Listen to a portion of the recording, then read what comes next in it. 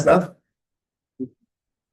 English class, right? This English class, okay, wait, let me double check. This English class for economy. I've forgotten. Guys, I just woke up. So, Form 4 seminar, economy English class. So, afternoon, 2 p.m. will be Mandarin class. Okay, okay. Okay. So, your Form 4 economy, part 1, this is your one product, is trying to learn sumber economy. So, which means economy punya resources. Resources for what? As input, so that we can produce output. So what's the output? We have barang dan perkhidmatan. Sorry for my handwriting. So that's why in order to produce the barang and perkhidmatan, is known as mengeluarkan barang dan perkhidmatan, right? So this is the four reason to produce the two output. So which means we are using four input, which is the tanah, modal, buruh, usahawan, to produce into the two output, which is barang and perkhidmatan. Why are you outside? Are you even able to learn focusedly when you're outside? Guys, just pay attention from where. Okay, so tafsiran. Quickly highlight. So tanah is sumber anugerah alam semula jadi. So this first ciri. Second ciri is the supply is limited due to the earth surface. Okay, so we are not going to refer to, some students try to argue the land is getting more because we are trying to fill up the sea like Singapore, like Malaysia. So we are trying to fill up the sea. So tanah is supposed to be more. So actually, when we are trying to fill up the sea, tanah is going to get more. So which means supply for the tanah is more, right? This is due to our technology. So technology supposedly is modal. So what's modal? Alat ciptaan manusia that we are using it for mengeluarkan barang and perkhidmatan. Okay, so these two is non-human, non-living things. So the next two is human, mankind, also buruh and usahawan. So buruh is the mankind try to contribute the tenaga productive. So you can try to reconstruct the sentence like buruh ialah individu yang menyumbangkan tenaga produktif. So why am I preferring such method to write the definitions for buruh is because usahawan is individu yang menggabungkan faktor-faktor pengeluaran so that they can produce the two output, barang and perkhidmatan. So since the format for usahawan is individu yang menggabungkan, then I prefer the buruh to use individu yang menyumbangkan tenaga produktif, no matter is tenaga physical or tenaga mental. Understand? Okay. So mobility is the ability to move around. So that's why tanah, you cannot move anywhere, but you can using the same tanah to utilize it for the purpose for sector primer, secunda, tertiary. This is your Form 3 geography, right? Form 1 last year. Form 3 bab 7 kegiatan ekonomi. So this is the sector 1, sector kedua, sector ketiga in your current Form 4 bab 3.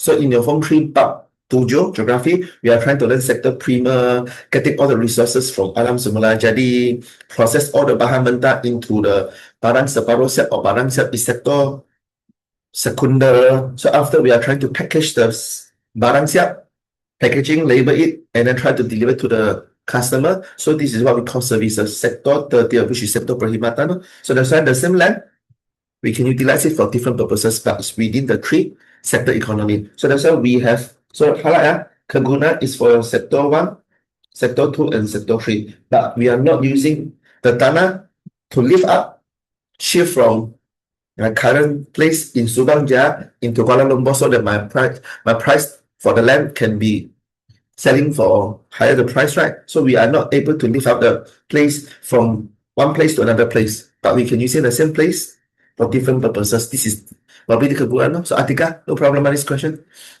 Okay, so modal actually, yeah, we do have mobility. So that's why you guys have to depends on the contour here. So the contour here is kilang cendera alat ciptaan manusia yang bersaiz besar. Okay, so peralatan mesin alat ciptaan manusia yang bersaiz kecil, right? So you guys can highlight these two bersaiz besar. So that's why no mobility. So these two are modal yang bersaiz kecil. Okay, so this is going to have mobility. So what's the mobility? So the mobility we are trying to write here. So the mobility is known as, anyone can recall, what's the mobility for modal? mobility. Anyone? Okay, we have the mobility for model and precise schedule. Anyone? Just now you are asking why we are going to focus from Form 1, right, Luis?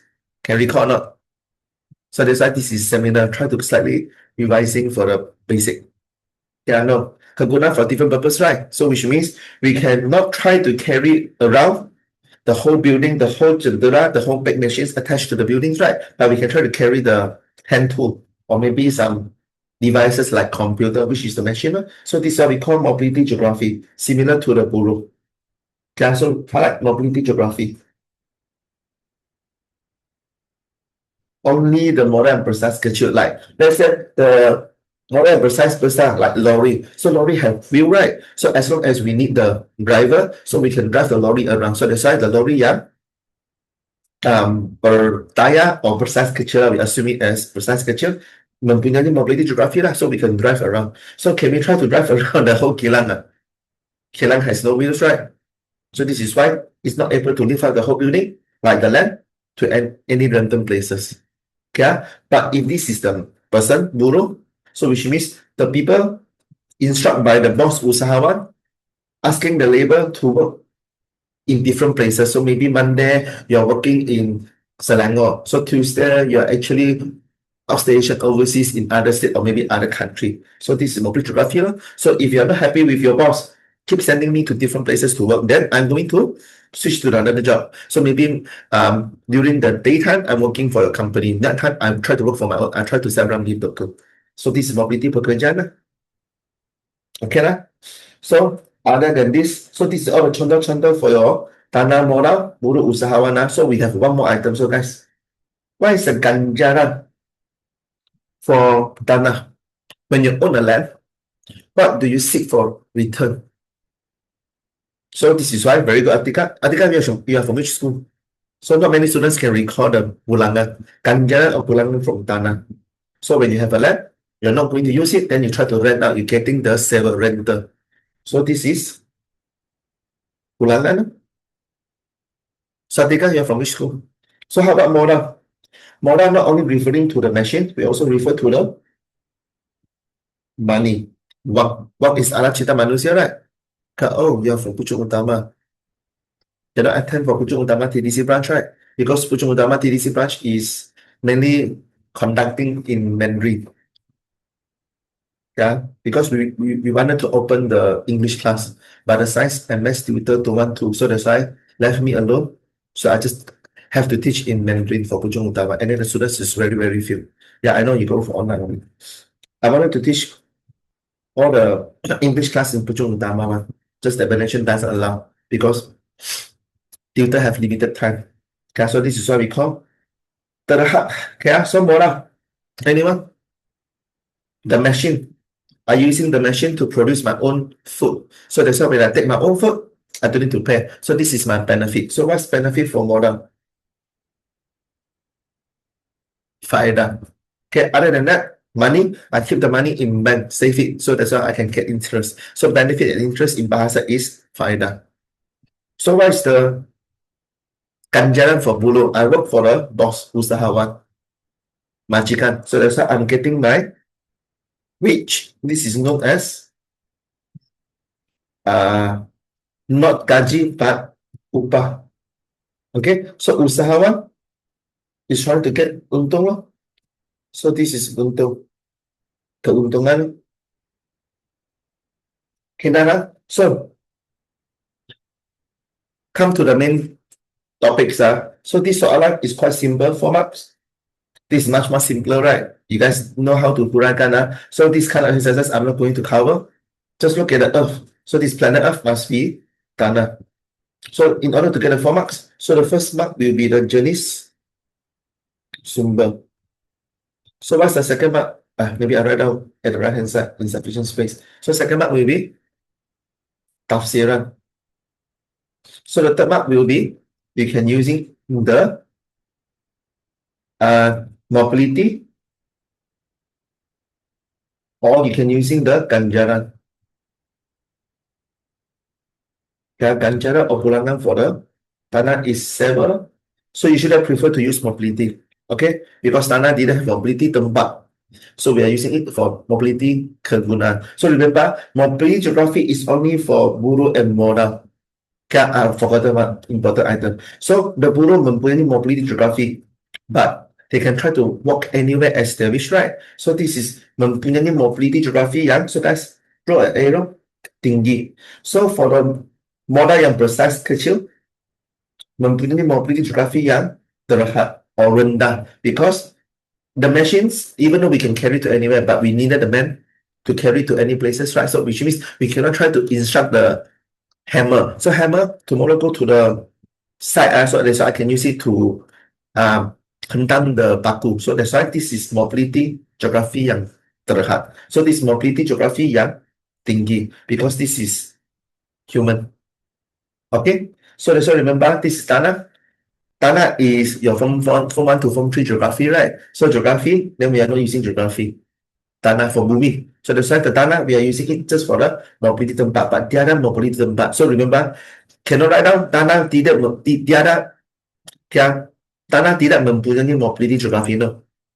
Yeah, so just exclude the tempat or geography. Remember, not using geography, but tetapi mempunyai mobility kegunaan. Okay, so the last mark, fourth mark. So you can use either mobility or ganjaran. Please don't choose either two. So both two to huraikan in the exam. So this is not the 4 marks because the last mark always came into your contoh. So guys, this is what we call answering technique. A lot of students trying to mention this sumber ekonomi di atas ialah tanah, yaitu sumber anugerah daripada alam semula jadi yang digunakan dalam proses pengelolaan. Full stop. Mobility tanah ialah mobility kegunaan. Full stop. If they try to write down ganjaran tanah ialah seven. So if your school teacher is good-hearted, then maybe they are going to give you 4 marks. So, but according to the exam format, right, this mobility and ganjaran is only applicable for your 3rd marks. So your last point is supposed to be your contoh. So that's what's the contoh for tanah. So we have the sumber from hasil hutan or the sumber from laut. So that's the contoh. Okay, so you can just try to write down contoh tanah ialah bahan mentah. So it's much more easier, right? So depends on you. So hasil hutan, sumber laut is all just bahan mentah. Rather than giving all the specific bahan mentah like petroleum, biji timah, biji besi. Okay, just bahan mentah from natural resource, natural environment. Okay, so this is your answering technique. I'm not going to prepare the full answer. Save time. So soalan 1 is the difficult questions. So you 5 here, Atika try one by one, and then Gian, Joseph, Luis, and then Fongai. Fongai, you have to try. Which house read or not? Have to jot down the important things. So guys, before we are reading for the whole article, the questions, read first and then highlight the keyword. So guys, what is the keyword for the soalan? Anyone can refer? Yeah, very good. Answer is perbedaan. So when we have perbedaan, what is the answering keyword? You guys prefer to write that in table or in sentences? In jadwal. Okay. So guys, if we slash the answering part into 2 parts. So this is for jadwal. Okay. So before you try to write the jadwal, perbedaan, what is the faktor pengurangan dalam petikan di atas? So faktor pengurangan is what we call sumber economy, which is tanah, modal, buruh, usahawan, right? So first one, what is the faktor pengeluaran? Yeah, exam can draw jadwal even though in SPM. So usually after we prepare the jadwal first table, I try to write the answer in point form. Then you guys compare. So guys, don't waste time and copy first.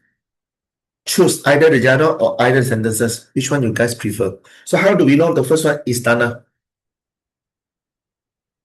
Because you look at the ladang, right? So Luis Encik Saleh mengurus ladang pertanian. He himself tried to manage the Getah rubber tree farm, managing his own rubber tree farm. Still tanah. He managed his own farm. Gian,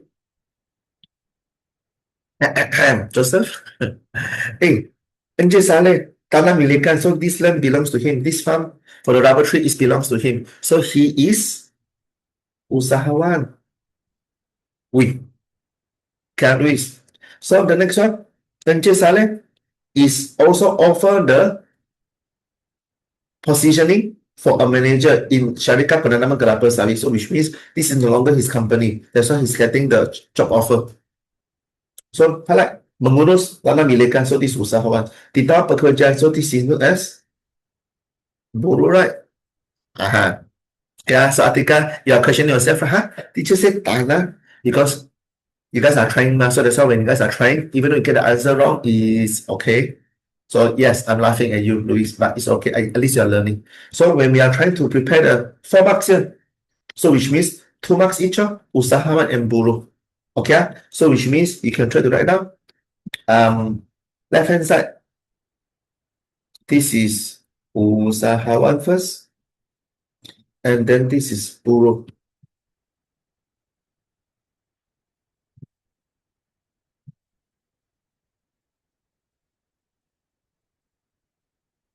Yeah, so you try to prepare all the point form, only you try to start drawing your lining for the borderline for the shadow. So what is usahawan? Usahawan. So you try to give the tafsiran for usahawan, no? Individu yang menyumbangkan faktor-faktor pengeluaran. Sorry, menggabungkan faktor-faktor pengeluaran in order to mengeluarkan barang dan perkhidmatan. Okay, so that's usahawan. So buruh, individu yang menyumbangkan tenaga produktif dari segi fizikal dan mental dalam proses pengeluaran. So usually for the usahawan, I prefer you guys to write out as mengeluarkan barang dan perkhidmatan. For the first 3, tanah, modal, and buruh digunakan dalam proses pengeluaran. So tenaga manusia produktif secara fizikal dan mental dalam proses pengeluaran. Sumber anugerah alam semula jadi digunakan dalam proses pengeluaran for the first 3. So that's why these 3, tanah, modal, buruh, utilized by the usahawan, the boss. Okay? So this is menggabungkan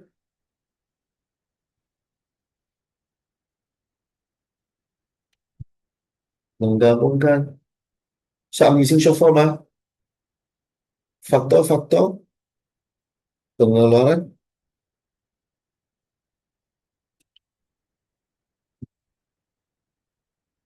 untuk keluar barang dan perkhidmatan. So for buruh, we are trying to refer as individu yang menyumbangkan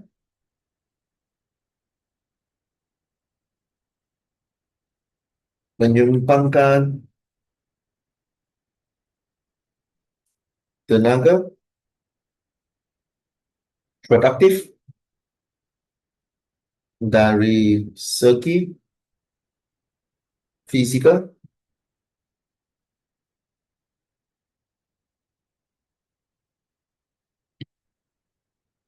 dan mental dalam proses pengeluaran. So that's the difference. So if you wanted to play safe, right? So let's say this is 6 marks. So which means you try to provide another point. So which means usahawan and buruh already 2 marks. So the tafsiran is totally different. So which means another 2 more marks. So this is your full 4 marks. So what is the other short sentence for your 5th and 6th mark? So maybe we can using the mobility. So mobility for usahawan similar to the buruh because it's human right. So that's why the usahawan can go for any places, still remain as the boss for the company. So the boss also can own another company. So that's why the boss can work for anywhere. Mempunyai mobility geography. The boss can work for 2 different company, more than 2. So that's why also mempunyai mobility pekerjaan. So can we write down? Usahawan mempunyai mobility geography and pekerjaan. So buruh also mempunyai mobility geography and pekerjaan. Is this even perbezaan? So this is the tricky part. So students try to just list out all the tafsiran and then the mobility, but they didn't know that. They forgotten that this is perbezaan. So that's why cannot write down mobility. So what else can we write? So we left only ganjaran. So ganjaran for usahawan ialah untung. So ganjaran for buruh is Ganjaran for guru je lah, upah. So that's the full marks. So after I try to write out all the sentences, maybe I'm just using 2 to 3 minutes. Then only I try to prepare all the spacing for your jada, right?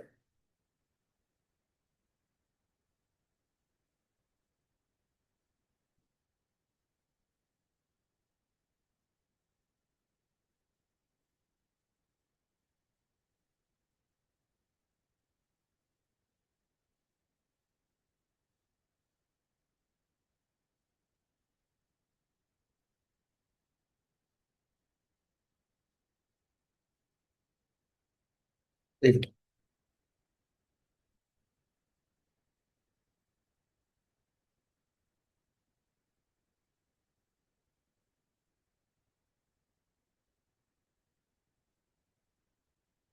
So just by using the ruler to draw the table, actually for me it's really time consuming, Atika. So usually I prefer to write in sentence. So when we are trying to write in sentence, right? So let me try to type out. Okay.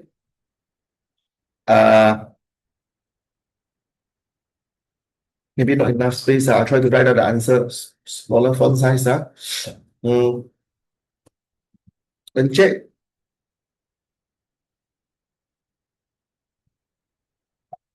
Saleh yang mengurus.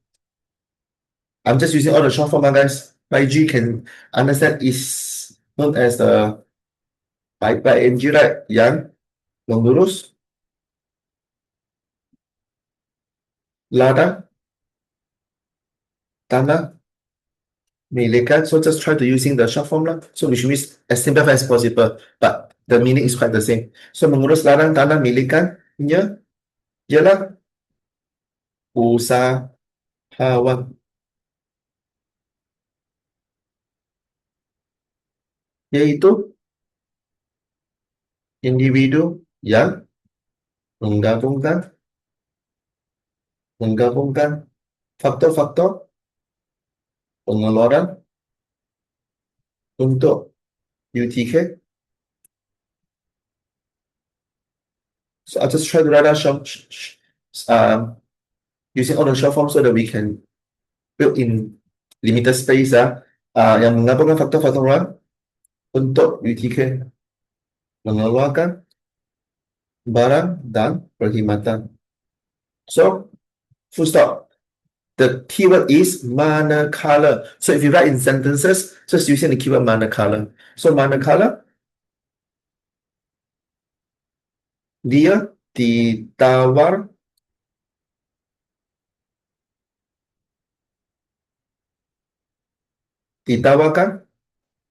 bekerja untuk syarikat lain ialah buruh.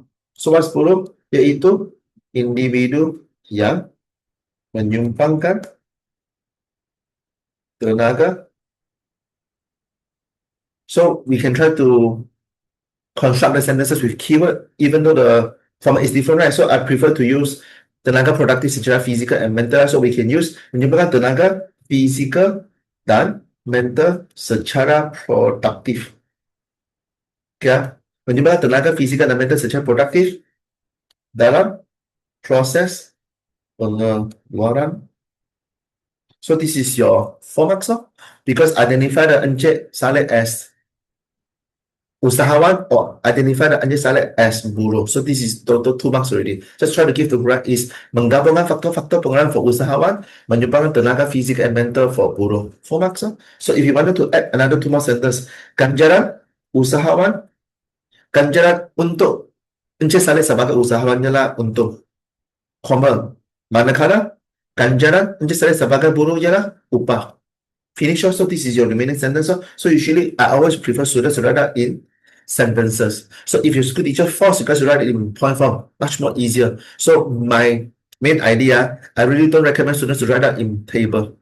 Because just writing the table, just try to prepare the table, drawing the spacing, right? Drawing the lining for the box, right? It's already sufficient the time for you guys to list out all the point form. Usually I prefer in sentence, Adhika. Okay, so up to your preference. So some students, like last time I was in high school, so I'm weak in Bahasa, so that's why I'm not good in Bina Ayat. So that's why, yes, I prefer in Jada because I can write in point form.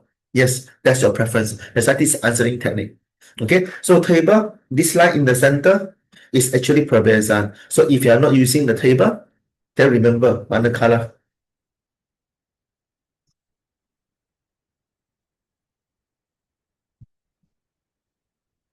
Okay, easier for you guys to copy. Settle. So 1.1 finish. 30 minutes gone. So are we still going to your 1.2, 1.3, 1.4? How about demand and supply? Really not enough time to cover the demand supply and G. Then we cover the demand supply in normal class. So after the seminar, maybe you guys attending my class, right? I try to give extra class because I think I'm getting better starting from today. For the past almost 1.5 weeks, I've been coughing like a sick patient. So now I'm getting better. Okay, done. So 1.1 finish. So next 1.2. What is masala economy slash masala economy also known as? Hi Sahana, when did you join? I just realized you are here. So Jian, what is masala economy 1.2? Also known as your masalah kekurangan. So what is masalah kekurangan? KP, KL, KP, KL. So K for kekurangan, P for pilihan, KL for cost surplus. So why do we have economy punya masalah? Why? Jian, Sahana, wanna try? Because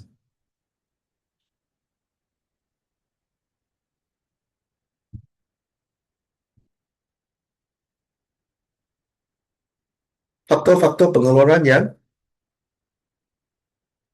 so which means all the tanah modal buruh usahawan tanah modal buruh usahawan yang terhad. So that's why the resources is limited. Then we forced to mengalami kekurangan. Then we are going to make decisions. Then we are going to let go the second best choices too. Understand that? Okay. Okay, so that's the reason. So we have 3 unit economy. So first one is isi rumah. Second one is firma. So third one is kerajaan. So isi rumah, their income, which is the sumber economy for isi rumah. So sumber economy is tanah mana buruh usahawan. But the sumber economy for isi rumah, which means their income is always limited. So for firma is sumber economy, known as your faktor pengeluaran. So tanah mana buruh usahawan yang terhad. Because they wanted to produce barang and perkhidmatan, then the firma owned by the usahawan, the company, majikan, owned by the usahawan. They just needed more tanah, more modal, more buruh, so that we can try to produce more barang and perkhidmatan. So for kerajaan pula, kerajaan wanted to build all the infrastructure, barang awam, barang social in the Form 5. So kerajaan also needed the money, the budget. So where did the money come? For the kerajaan, they are trying to collect taxes. Also, hasil negara is actually for hasil kutipan cukai, collecting from the people who are generating the income for isi rumah and firma. So they are generating profit. So after taking partially from their profit, they have to pay the income tax. So for kerajaan, so this is your income tax rate in your Form 5. Okay, so when their money is always limited, so kekurangan money is always limited. So they are going to make pilihan. So pilihan is always the first choice. So cost surplus is the second choice. How do we do second choice? Kedua terbaik, kedua terbaik, kedua terbaik dilepaskan, dikorbankan atau dilepaskan. But the pilihan for isi rumah is known as barang dan perkhidmatan. So that's why the best for isi rumah is always the barang and perkhidmatan. So this is the best barang and perkhidmatan for the consumer using the income to spend. Then this is able to memaksimumkan kepuasan. Okay, so that's why the second best, not enough money, they have to let go. So firma, they are going to let go their second best opportunity, which is from their keluaran barang and perkhidmatan, or maybe some of the company, they are not going to produce barang and perkhidmatan. They are trying to provide services. Okay, so this is not as project pelaburan, not invest in other company. Okay, so this is the keluaran or project pelaburan. So the second best, they have to let go. Why? Because insufficient money, insufficient tanah modal buruh, but they are not going to insufficient usahawan. So remember, they are not going to lack of usahawan. Okay, so they are going to have insufficient tanah, modal, and buruh. Okay, so they are not going to have insufficient usahawan. So always have usahawan because whenever they have the company, already have the boss. So one boss, two boss doesn't matter. They just need more fund, which means the money. So when they are trying to use their resources to start the production, they are trying to memaksimumkan keuntungan for what? For their keluaran yang paling terbaik or project pelaburan yang paling terbaik. So this is their pilihan untuk memaksimumkan keuntungan. So keluaran terbaik punya keluaran or project pelaburan keluar terbaik, right? They have to let go. Okay, so how about kerajaan? Kerajaan have to let go the second best project pembangunan terhadap barang awam barang sosial. So this is the project pembangunan for kerajaan. So why? Because government using their hasil, which is the hasil cukai, trying to produce the barang awam barang sosial for memaksimumkan kebajikan. So that's why project pembangunan yang terbaik is for kerajaan to memaksimumkan kebajikan masyarakat. So second terbaik, why? Insufficient tax law, not enough income. So the project be on hold. So that's why dikorbankan because they are on holding. They are holding up the project. Okay. So number 3 and 4, can you guys try on your own? Can I? So proceed to the 1.3. So if you guys didn't know the answer, text me from WhatsApp. I try to write the answer for you guys. And then I try to, after the online class, I try to prepare further extra class. Yeah, I'm feeling better now. So guys, next online class will be Saturday morning. When 1 month once. So Saturday morning, if you guys have call, then let me know. I try to provide the extra class maybe for Form 5 or Form 3. Form 1, Form 2, they don't need extra class one. So at least one of the week. So let's say week 1, I try to give extra class for Form 5, week 2 for Form 4, week 3 for Form 3. And then week 4, then I just try to rest. So at least I can rest for Saturday morning. Saturday afternoon, I have RBT class. So that's why give me some time to rest. So that's why sumber economy terhad. Cikgu needed to rest. So 3 and 4, I'm leaving it for you guys. So what is your KKP? KKP is your 1.4, but it's 1.48. Okay, what's 1.48? Kalau kemungkinan pengeluaran. So guys, we draw this one. Have to draw. So which means page number 2 and number 3. This is 1.2. But it's 1.3. 1.3 is your further pages, which is your masalah asas economy. So guys, go to page number 5 first. This is your 1.3 for masalah asas economy. So asas, which means the basic economy problem, is related to the firma only. Because firma is pengelola, supplier trying to mengelolakan barang dan perkhidmatan. So when they are trying to mengelolakan barang dan perkhidmatan, they have to identify the basis for the problem, which is what wanted to produce, how many to produce, how to produce, for whom to produce. So this is like you guys are writing the essay. Yeah, 7W, sorry, 6W1H, right? So this is Masasa's economy. So came from the same meaning, came from the same source, which means why we have Masasa's economy. The firma have to decide what to produce because sumber economy yang terhad, faktor pengeluaran yang terhad. So always the same issue. Okay, so try to analyze first. Due to the faktor pengeluaran yang terhad tu, or sumber economy yang terhad. So this is your page number 5. Same thing, faktor pengeluaran yang terhad. Okay, so we come back later for this part. And most of the time in your exam, your 1.2 masalah economy is going to link to the KKP. Why? Because 1.2 is pilihan and cost of pass. And when we are trying to draw for the KKP, increasing the makanan for paksi X. So paksi 1 pakai is going to decrease. So increase and decrease. So which means increase is your pilihan, decrease is your cost of pass. So guys, 1 up for the quantity, 1 down for the quantity. What's the hubungan? Joseph, hubungan. So quantity for makanan increase, quantity for makanan decrease, 1 up, 1 down. So this is what we call negative songsang. So when this is songsang, is it like your Form 4 Mark 2 for the telur permintaan? This is the harga price. This is quantity starting from 0, everything's right. So telur permintaan menurun ke bawah dari kiri ke kanan. So when the price is tinggi, quantity diminta is low. When the price is cheap, quantity diminta is more. So price up, quantity decrease. So price down, so price down. So quantity is up here. So songsang lah. So which means KKP kalau kemungkinan pengeluaran also songsang. Why? Because when we are trying to draw the KKP, even though we are using backhand to connect all the titik komunis pengeluaran. So this is still the kalau yang menurun ke bawah from left to right. This is also songsang. So that's why when quantity for barang X is increasing, quantity for barang Y is decreasing, then the curve 100% is menurun ke bawah. Understand the concept now? From why?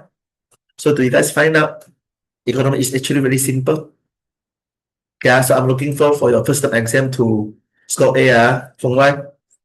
Last year geography, I really know IC. So this year, for economy score.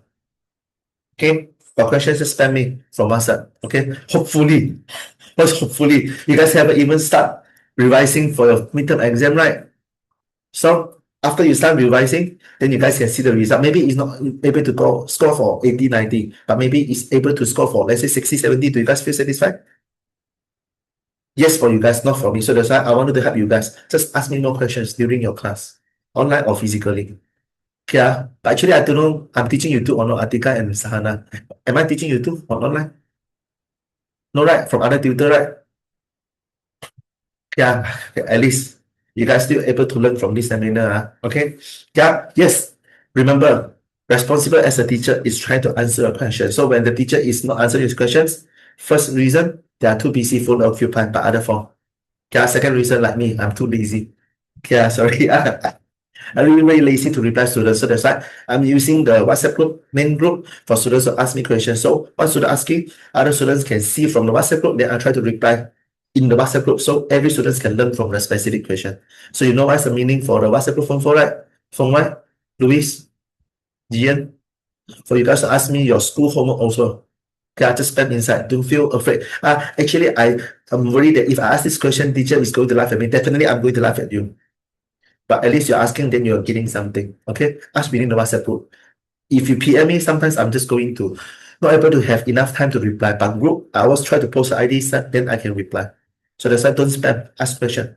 Okay, so KKP is hard maximum tingkat pengeluaran for the economy. So which means the pengeluaran. So pengeluaran is firma, right? So firma is trying to menawarkan barang itu as supply. So supplying the faktor pengeluaran yang tetap, tingkat teknologi yang tertentu. So other is actually tetap. So the tertentu also tetap. So which means when the faktor pengeluaran for tanah, modal, buruh, and usahawan is terhad, the tingkat teknologi also terhad. Okay, so which means tingkat teknologi is what? Tingkat teknologi is actually modal. Because what is machine is tingkat teknologi.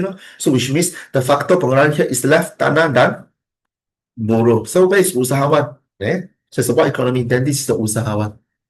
So which means when we are trying to draw the kalau kemungkinan pengeluaran, we assume. So what's assuming? Assumption, andaian. So andaian for the KKP. Okay, so this is your KKP.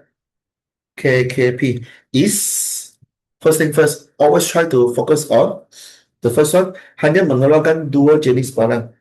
So that's why barang X and barang Y only. Okay, so what's the second assumption? So we are not referring to the usahawan anymore. So we have the modal technology here. So we have tanah and buruh.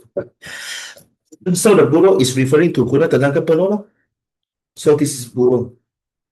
So tingkat teknologi here is referring to the modal. So which means we left tanah, right? So that's why the sumber ekonomi yang terhad or tetap here is referring to your tanah with your bahan mentah. So what's bahan mentah?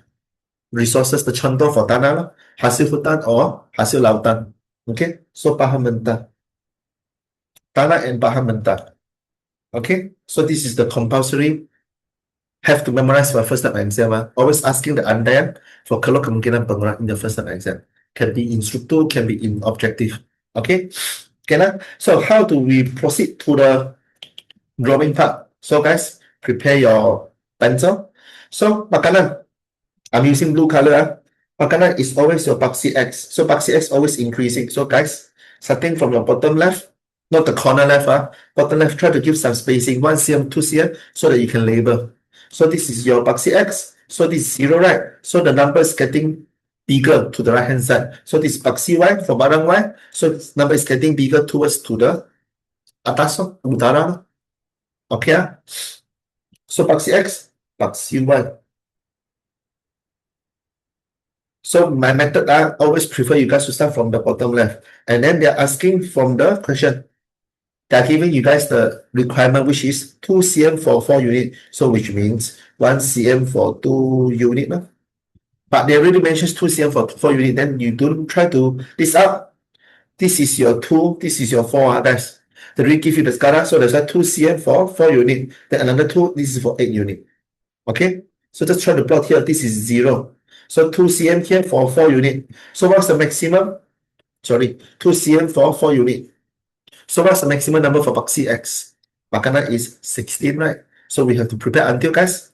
What's the largest number? Not 16. Try to give another extension. So let's say extension another 1 cm or 2 cm.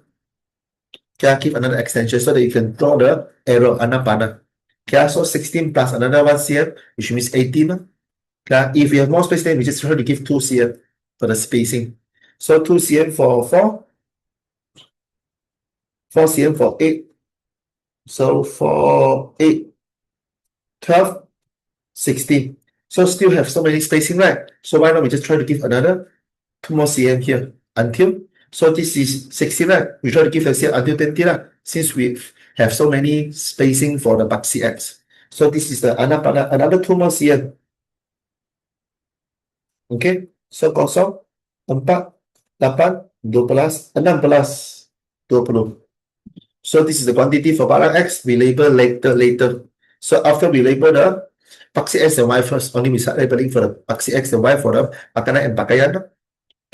Okay, so boxy Y, the highest number is 21. It's not able to divide by 4. So which means we are trying to use 20 plus another 4 unit, which is another 2 cm. So we should prepare until the 24 units. Okay, 24 units. So this is your 4, 8, 12, 16, 20, 24. So just give another 1 cm. Why? Because we still have to prepare the spacing for labeling the boxy X and then your main target too. Okay, so done labeling. So this is your 4, 8, 12, 16, 20, 24. Sufficient for your highest number for 21 and 16, right? 21 somewhere around here. Okay. So it's time to start labeling for your A, B, C, D, E punya titik.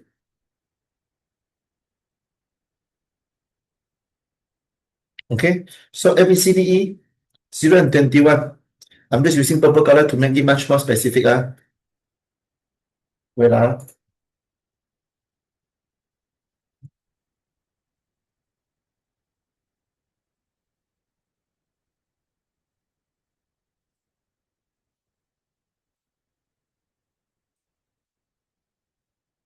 Yeah, so 0 to 21.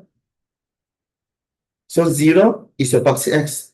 So if this is 20, this is 24, this is 22, right? Where's your 21? The center of your 22 and 20 is your third boxes. So this is your DDA, 0 and 21. Okay, so B is 4 and 20. 4 and 20 is here.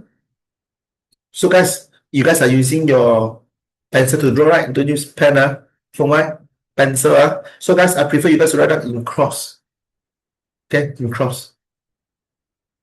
Okay, I'm using iPad, that's why I'm using dot. Easier for me to connect all the lines. So 8 and 18. So 18 is in the center of 16 and 20. And 12 and 14. 12 and 14. So center of 12 and 16. Here, this is 14. So next one is 12 and 4. 16 and 0. 16 and 0. So after we have all the details, guys, using ruler to connect or not? That one is color permintaan. So that's why KKP must use your bare hands. So that's why I'm using different color so that it's much more obvious to identify the 5 details. So guys, when we are drawing, right, make sure your hand is bending outwards. Can draw bending outwards. So easier for us to draw the line. So if you are the person trying to draw inwards, okay, inwards, then this is harder. So that's why we try to draw outwards. Okay, something like this. So you try to put your palm on the paper, so you are using your wrist to twist. Yeah. So you try to not twist, you just try to curl your twist, so in order to connect the 5 dotted. So remember, using bare hands, not using ruler. Oh, start coughing. Haven't been coughing for the whole night. So guys, practice makes perfect. Try to draw, connect all the lines in one draw, one lines. So start labeling. This is your detail A, B, C, D, E. A, B, C, D, E. So it's time to draw. Okay, finish all the drawings, right? So it's your labeling time. Paksi X, makanan ributan. Makanan, bracket, ributan. So paksi Y, pakaian ribu helai. Pakaian bracket, ribu helai. So what else missing? Tajuk. Kalau kemungkinan pengeluaran. For which negara they didn't mention. So just kalau kemungkinan pengeluaran. Okay? So makanan dan pakaian, they need to even label it within the tajuk. So just kalau kemungkinan pengeluaran. On top. So first letter has to be in uppercasing. Kalau kemungkinan pengeluaran. So if let's say the soalan in your school exam paper is going to mention this is lukiskan kalau kemungkinan pengeluaran negara M di atas. So kalau kemungkinan pengeluaran negara M, Malaysia. Can I just follow the instructions? So done. 3 marks.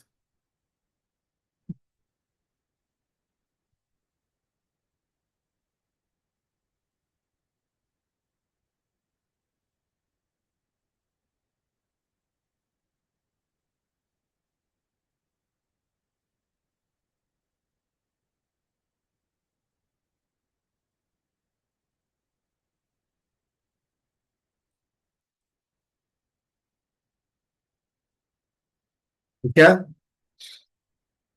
So berdasarkan data tersebut, so this is your KKP. What is outside X? So guys, I'm just using this question to elaborate outside. So guys, which means, so guys, after done drawing, yeah, this is the topic. Sorry, I just thought I was replying from 5. So this is tajuk. So paksi Y, use a highlighter, paksi Y and paksi X. So this is your first assumption, hanya mengeluarkan 2 jenis barang. So the other 3 more assumption, which is your mencapai guna tenaga penuh, sumber ekonomi yang terhad, tingkat teknologi yang tetap, right? Is everything on this kalau kemungkinan pengeluaran. So that's why this is the line for all your TMB. So T for tanah. So tanah is referred as sumber ekonomi yang terhad. So the M here is referring to tingkat teknologi yang tetap. So the B here is referring to the guna tenaga penuh. Understand? Okay, so this is all your 4 assumptions. 1 for the paksi Y and paksi X. So 2 is all your TMB. So what is referring to this line? Hub maximum tingkat pengeluaran. So which means this economy for all the firma in supplying all the barang and perkhidmatan for makanan and pakaian. So this is the maximum capacity to produce. If they wanted to increase 1 more unit, impossible. Why? Because all the resources already fully utilized. No more extra tanah, modal, and buruh. So this is the maximum capacity in this KKP. Even though just 0.1 unit also insufficient to produce. Because in order to produce the 16 units for makanan, they really try to give up cost plus for all the pakaian. So we are really giving 0 unit to produce the pakaian. So focusing all the tanah, modal, buruh in producing the makanan. So that's why totally no more other resources to produce, even though just 0.1 more unit of makanan in ributan, also not able to. So this is what we call hub maximum tingkat pengeluaran. Okay, for the whole economy. Understood, right? So this is why ask your questions during the class is important. Don't just try to listen to the teacher, absorb without asking questions. So you ask, then you're going to understand the basic more. So you have the basic, Form 5 is going to become super easy. Okay, so usually the Form 5 students, they are weak because their basic is poor. So this is all the basic knowledge. So this is the 3 assumptions. Tenaga, tanah, modal, and buruh. So guys, outside, ketidakcakapan. So what is the meaning by ketidakcakapan? Not effective. So what's the meaning by not effective, Luis? Not effective is You have 10 machine. You wanted to use only 2 ketidacekapan, or you have 10 machine. You trying to use the kaida buruh to produce the butter by method. When you are using, if you're using the 10 machine, you produce 1,000 unit. So you're using the labor method. You're producing lesser than 1,000 unit. So supposedly it's inside ketidacekapan. Understand, Luis? So the outside is you already fully utilizing all the dana mona buruh. So it is not capable to produce it. So which means outside is tidak upaya or tidak mampu, not able to achieve. So that's why tidak upaya or tidak mampu. Why? Because the meaning is you lack of more tanah, mora, and buruh. So that's why this is your kekurangan. Kekurangan, you are kekurangan for your tanah, mora, and buruh. Okay, so if this is another titik inside, okay, so let's say this is titik Y. So what do we call that? So our tanah, mora, and buruh is it's not kekurangan, is you are wasting your tanah. So which means pembaziran. You are not using your machine. So which means ketidakcakapan. So that's why the titik inside the KKP is only known as the ketidakcakapan. So the buruh, so let's say in this economy we have 7 people, but only you 6 are working. I'm trying to select them. So I'm the labor not performing. So which means I'm out of job, pengangguran. So just using the TMB to huraikan the 3 assumption here. So just inside. So the first assumption is refer to the tanah. So tanah which means you're wasting the bahan mentah. So that's why pembaziran. Pembaziran for your bahan mentah in tanah. So the model here is you have the technology. I choose not to use. I prefer to use my man-made technology. So which means by intensive buruh, right? So this is what we call ketidakcakapan. Ketidakcakapan. Or just write out tidak cakap lah. Ketidakcakapan, tidak cakap. So the last one for buruh is you have the buruh but they are not going to work. Known as unemployed. So pengangguran. Pengangguran. So can you guys try to doing the elaborations on your own 3 marks? Can I? First mark. Titik kombinasi. Titik kombinasi. Remember any titik on the line here, outside the line is what we call combinations of producing the barang X and barang Y. So X is barang S. So paksi Y is barang A. So this titik kombinasi for the 2 jenis barang, because this is the first assumption, hanya mengolahkan 2 jenis barang. So that's why this titik kombinasi penggunaan pada titik X di luar lingkungan. So your first mark is di luar lingkungan KKP. Lingkungan. You guys know what is KKP ya? KKP is your kalau kemungkinan pengeluaran. So this is your first mark. So what is your second mark? What is it outside? Menunjukkan ketidakupayaan atau ketidakmampuan untuk firma ini mencapai titik kombinasi pengeluaran ini. So that's why tidak upaya to produce. So the third reason why? Because kekurangan. So that's why kekurangan for your faktor-faktor pengeluaran. Yaitu tanah, mora, dan buruh. So this is your 3 marks. Easy. So you guys can bina your own ayat, right? Okay. So what's the 3 marks inside the titik Y? Pembaziran, ketidakcakapan, pengangguran. This is your 2 marks only. So your first mark di dalam lingkungan KKP. Okay. So I'm skipping all the soalan 7, 8. Oh, we still have the calculations for KKP. So guys, the calculation, can you guys try on your own? Okay. So I'm just going to give you guys a formula for soalan 8. So if they're just going to give you guys jarak, what is the cost of bus from B to Donkey, guys? Anyone? Okay, I'll try to repeat my questions again. If they're just going to give you guys a jarak without the kalau kemungkinan pengeluaran, just the table itself, what is the cost of bus from the titik kombinasi pengeluaran barang, makanan, and pakaian from kombinasi titik B to titik Donkey? So guys, 4 to 12, the quantity is increasing or decreasing? 4 to 12. increasing is pilihan. So my question is, what is the cost of bus? So in order for the company to increasing the 6,000 ton makanan, they have to let go 20 to 40, how much? 6,000 helai for the pakaian. So my question is cost of bus, right?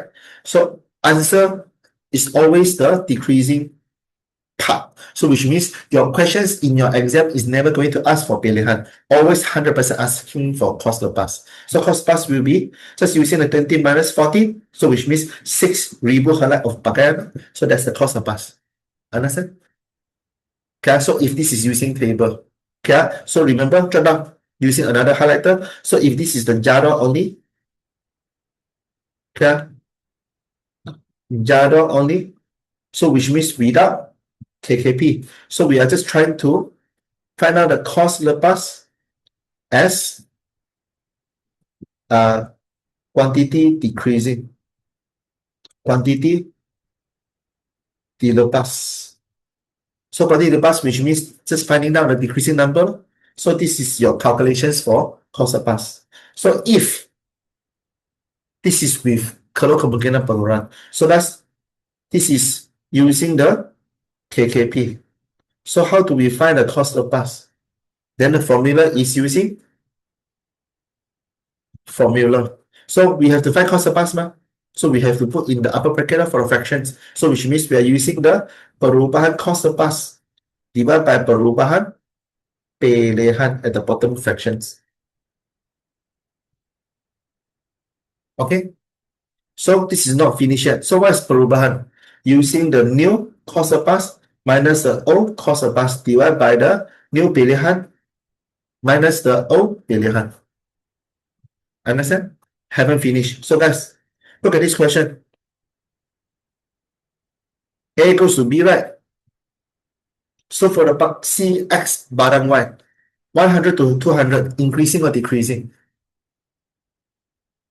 A to B, increasing or decreasing?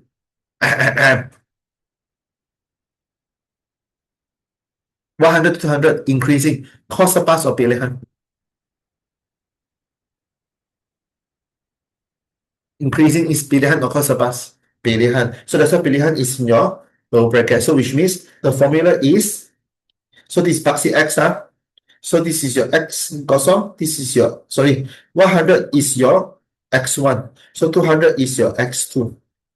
So this is pilihan. So we are going to put in lower fractions, lower bracket. So which means we are using X2 minus X1, which means your perubahan cost lepas is using your Y2 minus Y1. So Y is your barang X because 700 decreased to 300. So which means your Y2 equals to your 300 minus your Y1 is 700. So divide by the X2 minus X1. So X2 is your 200 minus your 100. That's your calculation for cost lepas using the KKP. Understand? Yeah.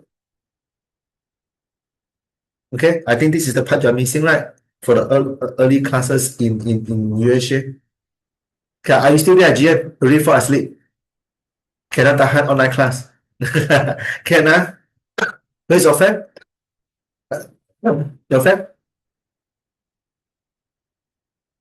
Still sleeping. Huh? Joseph is another guy. I know. Eh? Wait, Joseph is the guy, right? Sitting on the right hand side. Okay? Yeah, the other girl, GM. The other girl. Actually, I've forgotten their name, so that's why I can memorize face only. Okay? Yeah, Kendra. Yeah, I cannot memorize I only can memorize Fongai punya face and name. Sorry. Sorry to say that. Okay. So understand the meaning. So we are using either x2 minus x1, then y2 minus y1. Or maybe it's y2 minus y1, or then x2 minus x1. Why? The same formula, we are using different x and y on upper bracket and then the lower bracket. It's because A is to B, right? Paksi x for barang y is increasing. Then this is the paksi x is your pilihan. Then this is the second formula using the same format, but second formula. So if let's say the detail B is going to A, what's the meaning? We are trying to increase the barang x from 300 to 700. So our sumber economy is terhad what to do. So in order to increasing the 400 units here as pilihan, so we have to give up 100 unit for barang Y in Paksi X. So that's why Paksi X is your cost of pass, so upper bracket. So this is the increasing number for pilihan, is your lower bracket. So it depends on the titik kombinasi, from where to where. So A to B is using this formula, using the same concept. Okay, so if this is B to A, then this is using this formula, using the same concept. Understand? Yeah, okay, Gian. Okay, no problem. Okay, so done, guys. Settle. So the remaining in hitungan and then andaian, you guys do it on your own. So no break, guys. Do you guys need break? Need break that I'm not able to have enough time to enter your demand and supply. So you guys are really exhausting for your brain, right? So this is why TDC normal class just try to last for 1 hour. Because 40 to 50 minutes, actually 45 minutes around there is your maximum time for you to absorb all the knowledge. So the remaining 15 to 10 minutes is for you guys to do exercises and ask questions. Okay? Born ready. Wow, Sahana. Wow, impressive. So, masa asas ekonomi focus on the same concept due to sumber ekonomi yang terhad, faktor pengeluaran yang terhad. So that's why the firma have to decided what to produce, how many producer. So before we start, just try to bracket the first two. So upper berapa? Bagaimana untuk siapakah? So masa asas ekonomi is known as your ABU, ABBU. So A for apa? The first B for berapa. So the next B is bagaimana untuk dikeluarkan. So the U is untuk siapa dikeluarkan. So the firma have to decide what to produce and berapa to produce. So that's why apa and berapa is always based on the same masalah penyelesaian. So always the same method to fix it. So how did the firma fix the apa and berapa? Depends on the consumer for their form 2, sorry, form 4 part 2. Demand. So that's why permintaan. With permintaan, only the firma try to supply. So that's why we have demand first. This is why we learn demand first. And then we try to learn the supply later. So this is what we call demand and supply curve combined together as kalau keseimbangan pasaran. So that's why the pasaran is known as your. So that's how we have permintaan is the cara penyelesaian. So with demand and supply, right? So you also can find right now kuasa permintaan masyarakat. So after we have the demand from masyarakat, then we also have the supply from firma. So guys, this is what we call, guys, apa yang berapa, same thing, known as the kalau keseimbangan pasaran. So this is what we call mekanisme harga or mekanisme pasaran. So mekanisme, so which means mechanism. Mekanisme pasaran. So the pasaran also can determine the market price. So also known as your mechanism harga. Okay, so mechanism pasaran or mechanism harga is the same thing from the demand and supply. Because with demand only we have supply. So what is he here? So you're trying to expose him. Okay, so if someone is trying to expose you, you didn't take economy one. Why are you here? Okay, so I'm exposing your friend now. Ha, Gian. Kang, it's okay. Anyone can attend different classes because seminar is free.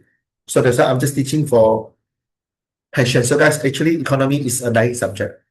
Okay. Okay, so that's why I don't really have a lot of economy students, but I like this subject so much. That's why I really need to give extra class. Okay.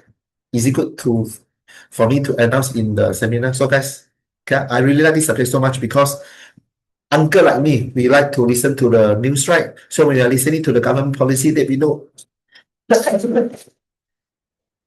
government policy is actually using the knowledge from economy to understand why the government purposes. Okay, so that's why economy is very important subject. So if you guys are taking economy, remember, learn the basic for economy, then you guys able to learn that what is the intention for government.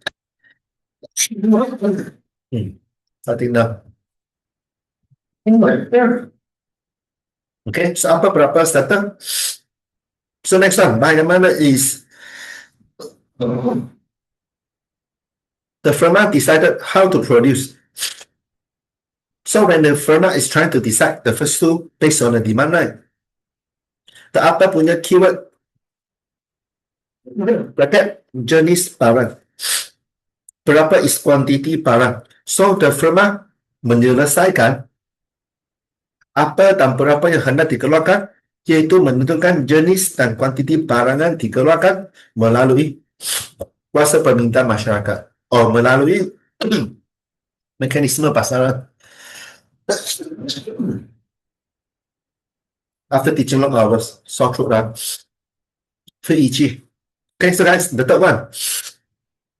Firma menyelesaikan masalah ekonomi iaitu bagaimana nanti dikeluarkan dengan menentukan teknik atau cara pengeluaran.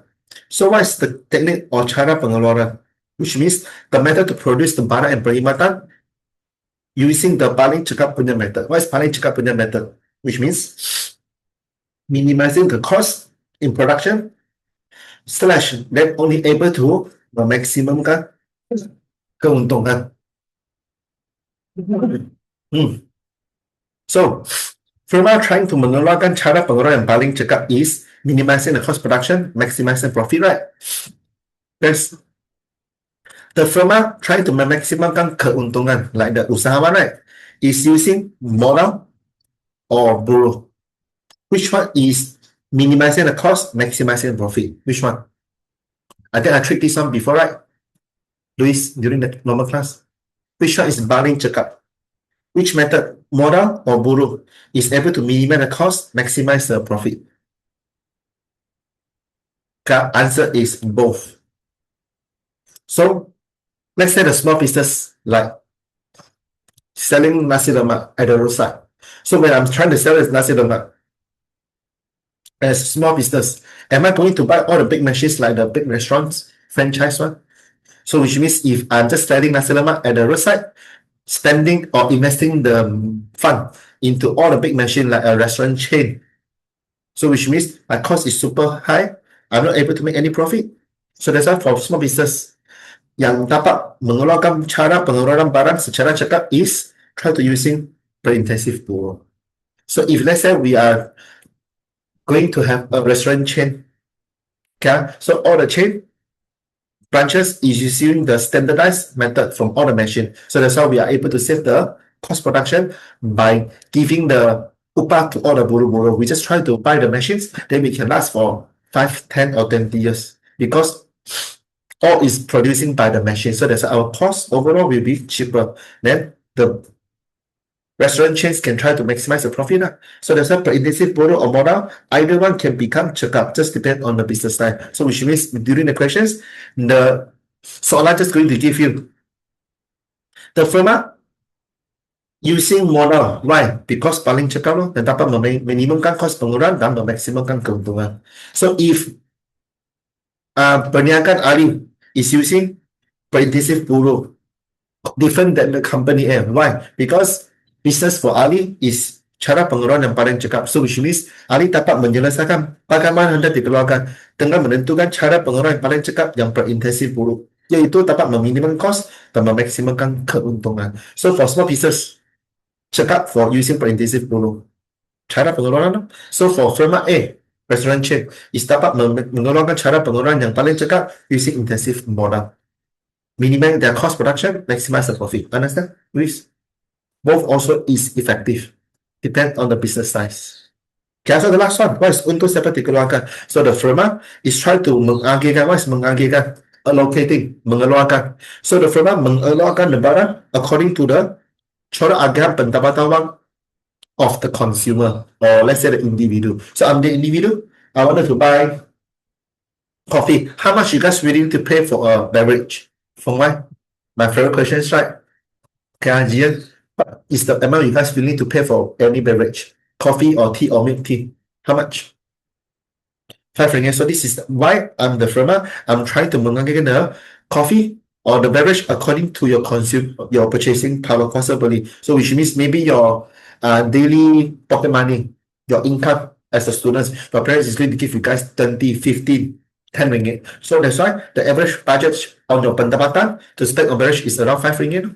So that's your possibility. So that's why corak agan pendapatan is the keyword you guys have to use for Form 4. So in Form 5, we just use possibility. So can you guys start using possibility in the Form 4? Better not. Please use corak agan pendapatan, which means the corak is pattern, right?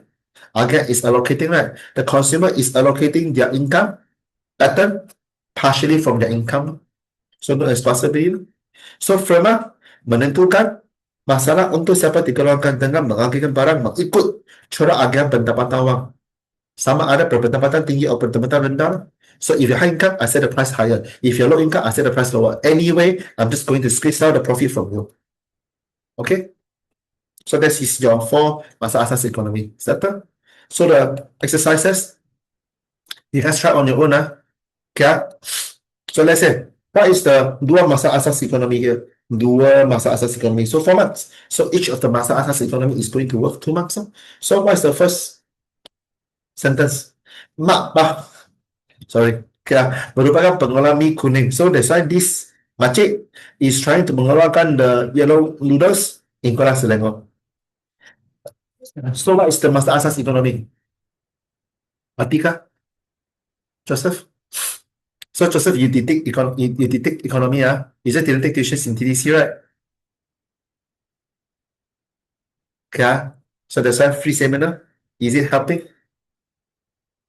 I hope this class helped you to understand the economy. Yes, luckily. So, Dr. Joseph, what is this masa asas economy? Apa, berapa, bagaimana, or untuk siapa? ABBU. Anyone wanted to help Joseph? I had a cue for you. Mapau is a pengeluar. To mengeluarkan mie kuning. So mie kuning is? So Sahana, very good. So mie kuning is jenis barang. So the jenis barang identified by the mapau to keluarkan. So the jenis barang is apa yang hendak dikeluarkan. Simple, right? Okay. So from where is the quantity here? So that's why no quantity barang. So that's why didn't solve the berapa hendak dikeluarkan. So how did the mapau try to decide jenis barang dikeluarkan? Because the Kuala Selangor people is trying to always supporting her business for the yellow noodle, mie kuning. So that's why consumer demand for the mie kuning. So that's why I just try to produce it, mie kuning. So that's why this is upper. How about the next sentence? Beliau ingin meluaskan pasaran ke daerah lain. So that's why if Mapau always expertise in producing the mie kuning. So that's why I think Mapau, so she is going to decide. I'm not just going to produce. I don't want to know how many mie kuning I'm able to produce. I just wanted to expand my business from Kuala Selangor to outside Selangor. So which means, did I try to mention cara pengeluaran? So mengeluarkan pasaran ke daerah lain. So are they using the buruh method or the mora method? They didn't mention. So that's why it's not cara pengeluaran. So that's why this is for the consumer outside the Kuala Selangor, still within Selangor, but outside Selangor. So this is untuk siapa dikeluarkan. Untuk siapa dikeluarkan. Because the pasaran untuk siapa dikeluarkan. So that's why beliau menyelesaikan untuk siapa dikeluarkan dengan mengambilkan barang mengikut corak akan pendapatan wang di daerah lain. In negeri Selangor. So that's why for other consumer, we need to buy her mie kuning, but it's within Selangor, but outside the daerah Kuala Selangor. So this is your 2 marks. So all the answer is here. Okay, try on your own. Done trying, then WhatsApp me. For my students, so online students, before I try to take a break because I needed to take a rest. Getting short now. This is my contact number. Okay, and then WhatsApp me for getting the full answer because I think that I'm not going to post my answer within the website. I'm lazy to do so. Okay, so ask me personally. Okay, for all the full answer. So don't ask me, teacher, I want the full answer. Cikgu malas, cikgu no time. So please just ask the specific question one by one. Okay, so if you're trying to ask me the question soalan 10 answer, you try first. Let me read through. Then I can base on your keyword. I try to identify which part you did it wrongly. Then I'm using your own keyword, try to help you to reconstruct the sentences, suit you to be now your own sentences for your exam. Okay, so that's lazy to post the answer. Okay, if I have time, then I post the answer. Okay, because I still have another seminar next week. So yeah, currently is being fully occupied. So done. Okay, so this is your 1.4b. System economy. Do we have to cover this part? Yes, no?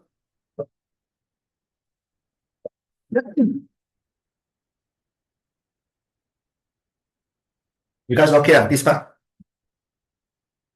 No, okay. Okay. So how many system economy do we have? How many system economy do we have here? Answer is 4. But why only 3? And Luis, we have 1, 2, 3. Why you have mentions for? 1, 2, 3. Because we have one more system economy Islam is 90% similar to campuran, right? Because all the individual like consumer, pengguna, and then the pihak swasta, firma like the pengelola, and the kerajaan, they are able to memiliki all the faktor pengeluaran like campuran. Okay, so just try to understand the first 3 system economy is identified by the shiri, which is who is the owner for the economy. What do you mean by owner? The boss. So who is the boss in this system economy pasaran bebas? So highlight individual and pihak swasta. We switch to pengguna and pengelola. Better is better. Okay, so when the system economy pasaran bebas also named as capitalism.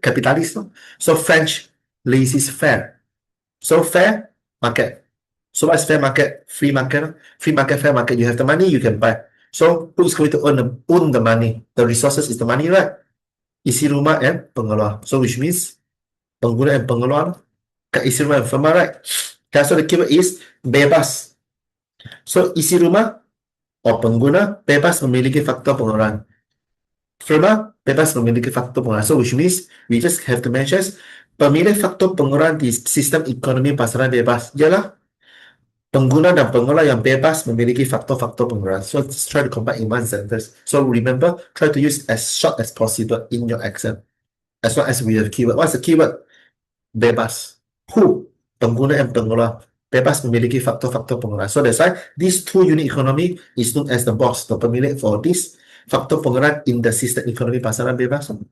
So if they have the resources, which means they are going to make the decisions. So this is the second ciri penentu kehendak. So penentu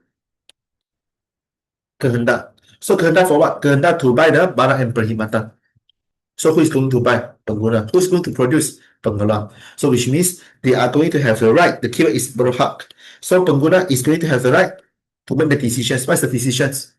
Untuk membeli barang. For what? So pengguna berhak membuat keputusan ekonomi untuk membeli barang. So that the third ciri is pembuat pilihan. So pilihan of what? Pilihan for the pengguna is okay, able to, which means bebas memilih barang dan pekerjaan. So that's why berhak membuat keputusan ekonomi for the pengguna. This is the pengguna. So pengguna is to memaksimumkan kepuasan. So we try to write down the objective for pengguna here, kepuasan. Okay. So for pengelola, also having the right to membuat keputusan ekonomi. For what? So is free to make the decisions for cara pengeluaran yang cekap in order to produce the barang and perkhidmatan. So for what? This is for the pengelola to memaksimumkan keuntungan.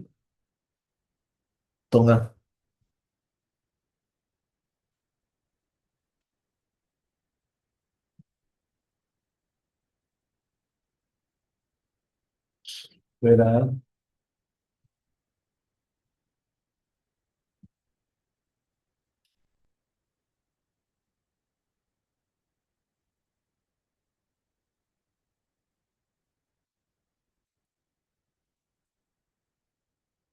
yeah, so remember pasaran bebas is just pengguna-pengguna doing all the things. So that's why they are the pemilik, bebas memiliki faktor pengeluaran. They are the penentu kehendak berhak membuat keputusan ekonomi for memaksimumkan kepuasan dan memaksimumkan keuntungan. So pengguna and pengelola also become the pembuat pilihan. The keyword is bebas memilih barang dan pekerjaan for pengguna. So pengelola is bebas memilih cara pengeluaran yang cekap. Okay, so that's why for your second ciri, usually this is the maximum capacity for the questions to ask in your exam. So they are not going to ask the full 3 ciri for system economy. Usually just for the first 2. most likely I just first two. So I just try to teach everything. So if this is pasaran bebas, so vice versa. This is the perancangan pusat. So perancangan pusat and pasaran bebas is totally vice versa. Why? Because the pengguna-pengguna is not the pemilik, penentu, dan pemilihan. Okay? So the pemilik, penentu, dan pemilihan for the perancangan pusat is always kerajaan, known as the central government, no? Pada perancangan pusat. So kerajaan, so that's why kerajaan memiliki semua faktor pengurangan secara, so the keyword is mulak. So which means all the resources, tanah, modal, buruh, is all belongs to the kerajaan indefinite power. So this perancangan pusat, what we call socialism. Why? Because kerajaan is trying to take all the resources for making the decisions. Why government have to make the decisions? Because government is the penentu kehendak yang ingin memaksimumkan kebajikan masyarakat. So that's why kerajaan membuat keputusan ekonomi. This is for masyarakat. What is the masyarakat? This is for kebajikan masyarakat. Right out here. Kebajikan masyarakat.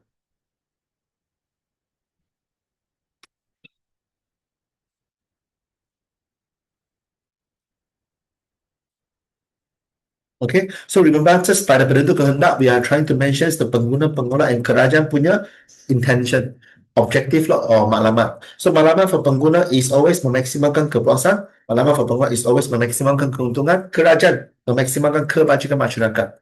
So guys, what is kebajikan masyarakat? The kerajaan is trying to help the pengguna or pengelola for kebajikan masyarakat maximum. Which one?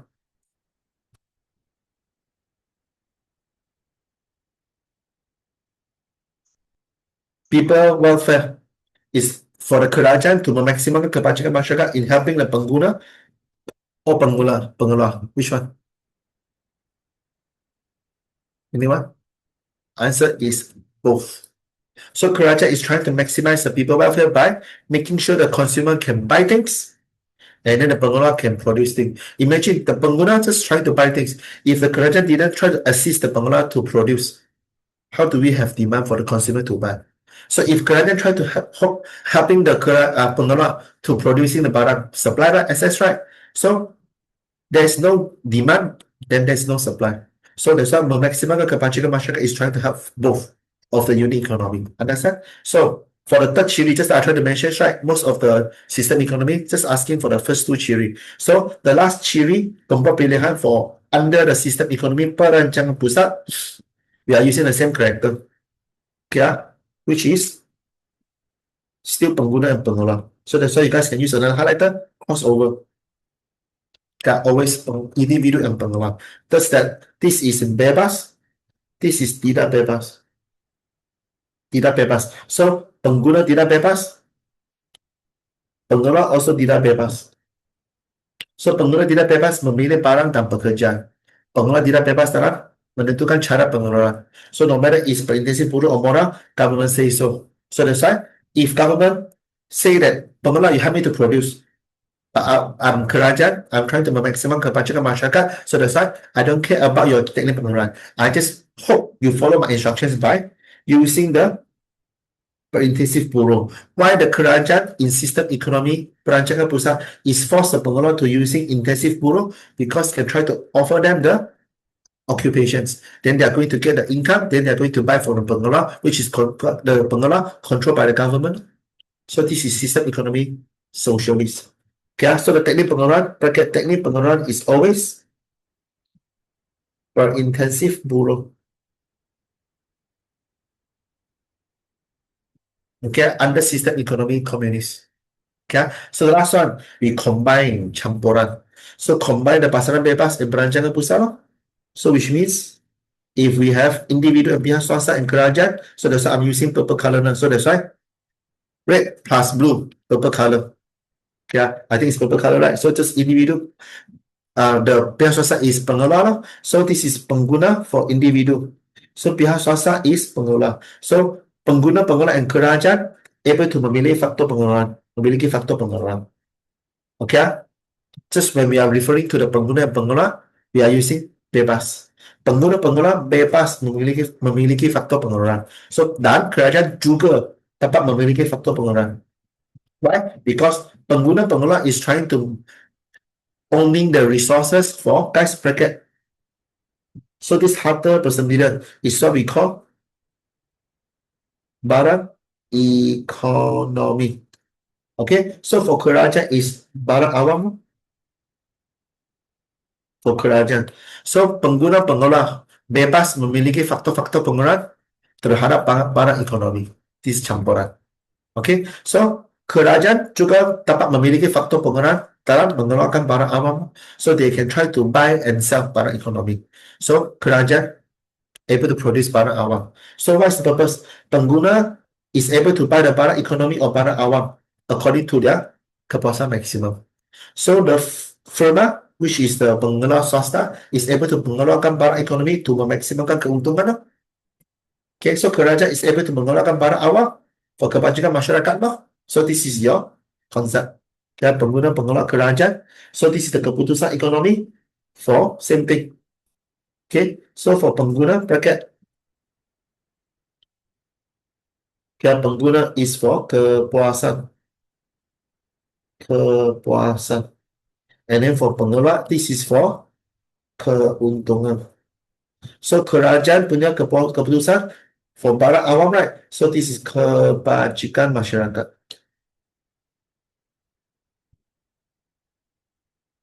Okay. So how do we describe the third ciri for pembuat pilihan? So pembuat pilihan is same thing, pengguna and pengelola, including the kerajaan, right? So pengguna-pengelola bebas milih barang dan perkhidmatan for pengguna. So pengelola bebas milih cara pengeluaran yang cekap loh. So kerajaan mengawal, so that's mengawal kebebasan individu dan pihak swasta. Yeah, so this is for memaksimalkan kebajikan. So that's why don't need to highlight. Just try to mention pembuat pilihan di sistem ekonomi campuran after the pengguna pengelola, right? Which is kerajaan. So pembuat pilihan di sistem ekonomi campuran ialah pengguna bebas memilih barang dan pekerjaan, pengelola bebas memilih cara pengeluaran yang cekap, dan kerajaan mengawal kebebasan pengguna dan pengelola melalui undang-undang. That's it. Okay, so that's it for the sistem ekonomi campuran. So questions? Actually, we have much more things to compare because in TDC Nota, right, we are trying to compare the kelebihan dan kelemahan for pasaran bebas dan berancangan pusat. I think this is going to come up very commonly in your exam. So guys, goes to the, you didn't have the short notes here. Okay, for the kelebihan and kelemahan. So try to refer to the textbook or TDC Nota. Okay, so jot down here in your page number 6. Try to pay attention to your kelebihan, kelemahan. Okay, kelebihan dan kelemahan to compare your system economy. K for what, guys? SCK. What's SCK? System economy, kapitalis, dan the system economy, kapitalis, vice versa, socialist. Okay, so usually we are not using pasaran bebas and perancangan pusat so often in exam. Always using capitalist and socialist, which is laissez-faire and then the communism. Okay, just try to find the kelebihan kelemahan. Okay, so kerajaan wajar campur tangan dalam aktiviti ekonomi agar kebajikan masyarakat terjamin. Okay, so this is the article. I read for you guys. So they said during exam, don't read first. Try to read the questions. 3 marks. Agree or not? You are trying to analyze tindakan kerajaan tersebut. So what's tindakan kerajaan? They only try to read the article. So are you guys agree or not? So agree or disagree is your 1 mark, first mark. So this is your first mark. Setuju or tidak setuju. So why? So this is negara Z punya kerajaan. So kerajaan wajar campur tangan dalam aktiviti ekonomi. So kebajikan masyarakat terjamin. So guys, setuju or tidak setuju? So you have only 1 questions. You have only 1 marks. 100% is setuju. Why? Kerana. So second mark is the jenis sistem ekonomi. So that's why the jenis sistem ekonomi for negara Z. Campur tangan. So this is your campuran. So why? Because campur tangan kerajaan melalui undang-undang on individual pihak swasta for all the keputusan ekonomi is to memaksimumkan kebajikan masyarakat. Just try to change the kebajikan masyarakat terjamin into memaksimumkan kebajikan masyarakat. Okay. So why government is trying to maximum kebajikan masyarakat? Because the kerajaan here is the pemilih faktor dan penentu kehendak. The term is kerajaan is able to memaksimumkan kebajikan masyarakat as the penentu kehendak and the pemilih faktor pengaruh because kerajaan is going to have the resources. Then they have the money. They can try to using the rules and regulations to control the freedom for pengguna according to the rules, and then they are going to use the budget, the money to prepare the barang awal for the consumer to buy. Okay, and then using the subsidy. So which means subsidizing the firma to produce more barang economy. So the consumer also can buy from pihak swasta, also can buy from kerajaan for barang economy and barang awal. But that's the purpose. So this is to memaksimumkan kebajikan masyarakat. Okay, try your best to huraikan guys. And then get answer from me after today. So maybe tomorrow. Okay, so all the exercises you guys can try on your own. Just now I wanted to take a break. So guys, Islam, I think is 100% going to come up in your first term exam or midterm. So Islam, remember, is almost 90% similar to your system economy campuran. Yeah, system economy campuran. So system economy Islam is system economy campuran yang just using this sentence berlandaskan syariat Islam. If you don't want to use syariat Islam, just write down hukum Islam, same thing. So what hukum Islam? Mencapai al-falah. What's mencapai al-falah? Anyone? Al-falah is trying to mencapai keseimbangan. Okay, nah? So this is everything for your pemilih faktor pengeluaran and then the penentu kehendak. So right now, this is the first ciri. For system economy Islam is the same ciri. Who is the pemilik? So guys, who is the pemilik sumber ekonomi or faktor pengeluaran in system economy Islam? SE system economy, sorry, sumber ekonomi, FP faktor pengeluaran. Who is the pemilik in this system economy Islam? Similar to campuran, but quite different. Why? Because hukum Islam is everything belongs to the RSWT. Where is it? They didn't mention here. Okay, so refer to your TDC notes or SU textbooks. So pemilik sumber ekonomi for system economy Islam is segala faktor pengeluaran dimiliki oleh RSWT secara mutlak. And all the pengguna pengeluar and kerajaan is just pemegang amanah. So remember, pemilik is SWT secara mutlak. MUTLAK. But all the pengguna pengeluar and kerajaan is just the pemegang amanah. So which means they can use all the resources like the campuran, but they're not going to have the same goal for memaksimumkan kepuasan, keuntungan, and kebajikan. No. So they are just known as pemegang amanah. So what's pemegang amanah? They can use the resources. So what's the purpose for pengguna to use the resources? Okay, they are just going to buy the barang and perkhidmatan, not for kepuasan maksimum. It's for al-falah, which is ngam you. Okay, so which means suitable amount then is okay for the pengguna. So for pengguna is able to mengelolkan barang. Yes, they are able to produce profit, but they're not trying to memaksimumkan keuntungan. They're just trying to make the profit to sustain their family. Okay, so kerajaan untuk mengawal kebebasan pengguna. But it's not for memaksimum kebajikan masyarakat.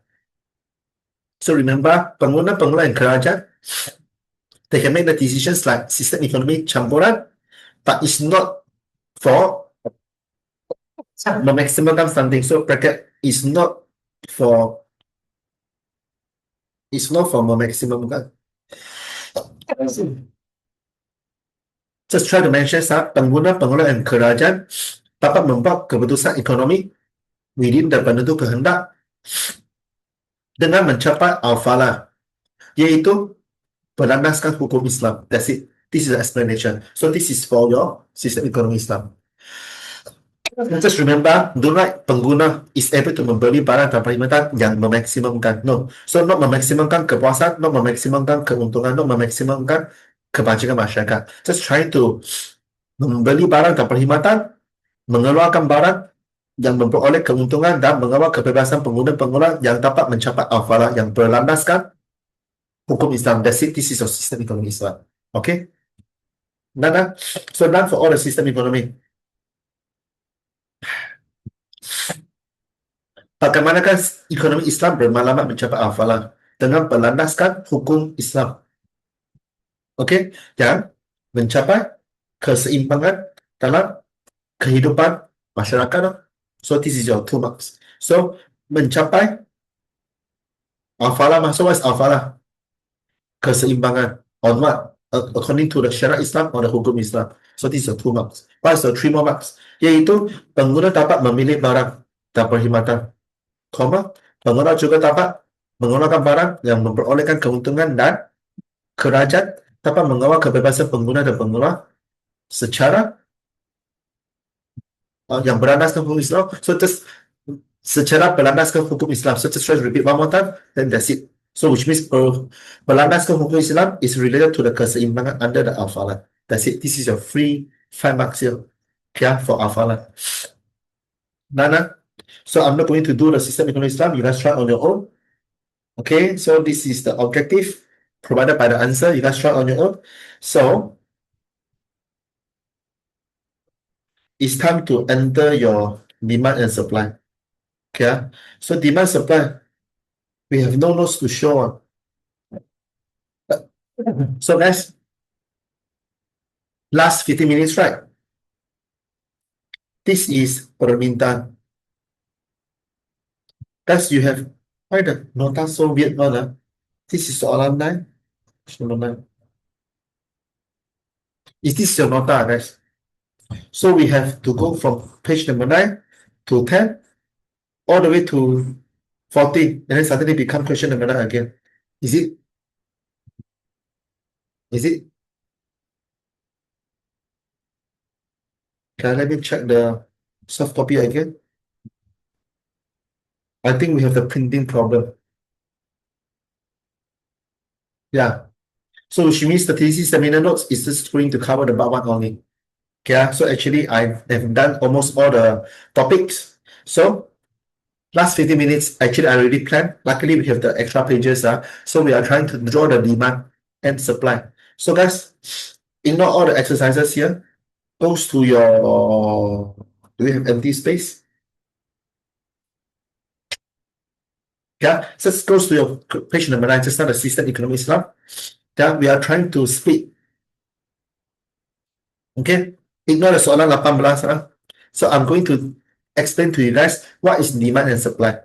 Agak-agak. So you guys try to memorize the keyword for demand permintaan is keinginan dan kemampuan for the pengguna to membeli barang pada tingkat harga yang tertentu, masa yang tertentu. So for supply is kesanggupan dan kemampuan for the pengguna untuk mengeluarkan barang dan perkhidmatan pada tingkat masa tertentu atau tingkat harga tertentu pada masa tertentu. So which means demand and supply is depends on buying and selling.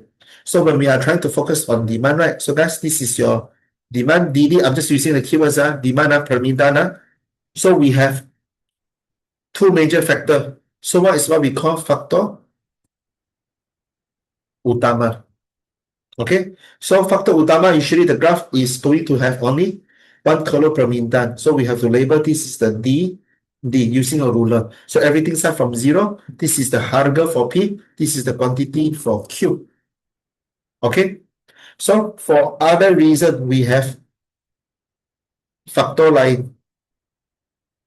So factor line. So usually the graph is going to draw as